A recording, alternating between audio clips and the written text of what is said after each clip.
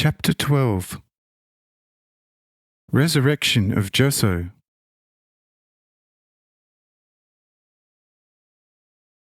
Following these words, Boris and Kisjona immediately climbed into the tomb and tried to lift the coffin, but they were unable to move it, for it was extremely heavy, having been made from solid cedar wood with, in addition, a lot of heavy ornaments of iron, gold, and silver. After repeated efforts, Boris said, "Lord, the coffin is too heavy. We cannot master it at all. As far as I know, this coffin was lowered with the help of machines, and by natural means it will only be possible to lift it out again with machines."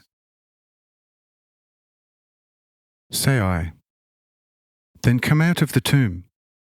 The two youths who are here shall lift it out. Boris and Kisjona now quickly climb from the tomb, and the two youths lift the coffin promptly, and with such ease as if they were handling down feather. Bab, his wife and children open their eyes in surprise, and he says, amazed at the strength of the two youths, "But what unbelievable power and strength they possess! These two tender boys, none of whom can be more than 15 years old, played like a big wind with a down feather, with this weight which had resisted the strength of two strong men. Ah, such a thing has never been heard of." Say I. Never mind, for you will now witness much greater things. But all of you remember this. You must not tell anyone of this, not even my disciples. For their time has not come for a long time yet. But once the time has come, they will get to know everything anyway. But now open the coffin so that we may see how far the boy is already decomposed. The coffin was immediately opened, and the boy, who was completely decomposed except for the bigger bones, was by the skilled hands of Boris freed from all the shrouds and swathes for all to inspect. The miserable-looking skeleton was viewed by all with visible shuddering. And Faustus said, "Ecce homo! Look, that is a man too.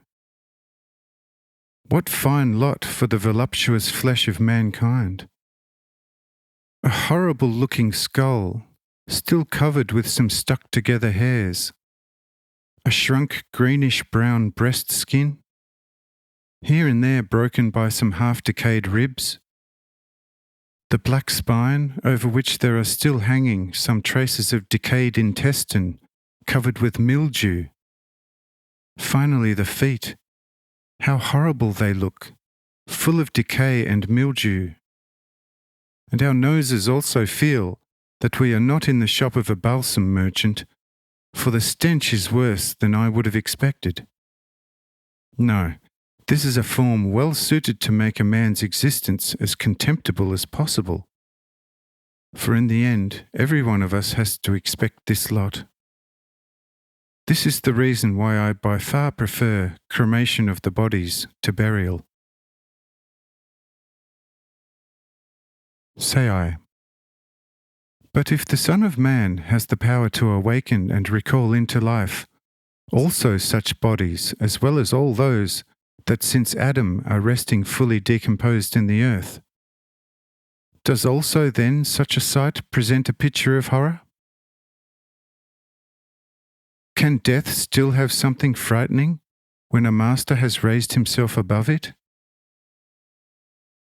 In order that all of you who are here may see that I, as a Son of Man on this earth, have the perfect power to call back into life also such bodies, and to reanimate them and make them immortal, this boy shall be a witness for you." Hereupon I say to the boy, "Joso, I tell you, arise and live and witness that I have the power to raise from the dead also such dead as you." At this moment, there arose a strong draught. The mildew of the decay vanished. Soon the bones were once more covered by skin, and within it the body began to swell to its full form, like a dough mixed with leaven. And in a few moments the boy arose fully alive from the open coffin, immediately recognized Jairus, Faustus, and Cornelius, whom he knew well from Nazareth, and asked Jairus, "But, dear uncle, how did I get into this coffin? What has happened to me? I was just now in a very dear company, and do not know how I have so suddenly come here." Says Jairus, "My dear Joso, look at the one who is standing beside you. He is a Lord over life and death. Your body was dead and has been lying here in this coffin already for 1.5 years, and no power proceeding from men could have been able to restore your life for this earth. This one, who does look like a man, but is much more than a man, has recalled you from death into life.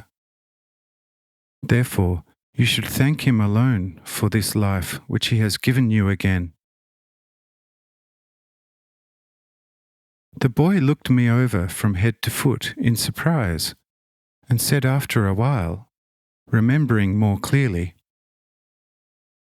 "He is the same who called me away from the wonderful company, and said to me, 'Joso, come, for you must be a witness for me on earth that I have been given all the power in heaven and on earth.'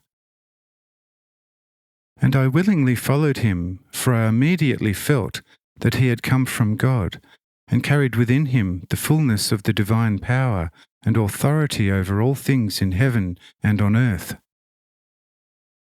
For exactly as he is here, I earlier saw him in the spirit world, where I surely was when I was called by him to return to this world. Now it is becoming clear to me, and I realize that I have already lived on this earth and then died. But what the dying was like I do not know, for I must only just have left this world. How and in what way I do not know. When I found myself already in a beautiful house, in a very dear company, where I was very happy. Now and then I also saw my parents and brothers and sisters, and discussed with them divine matters which my very experienced companions showed and taught me. But this holy I have not seen previously, except for a few moments before I returned to this world." Here I said to the 2 youths, "Get him a garment and some bread and wine, so that his flesh may be strengthened, and he can go with us to Nazareth." As soon as I had bid the 2 to provide this, it was already there.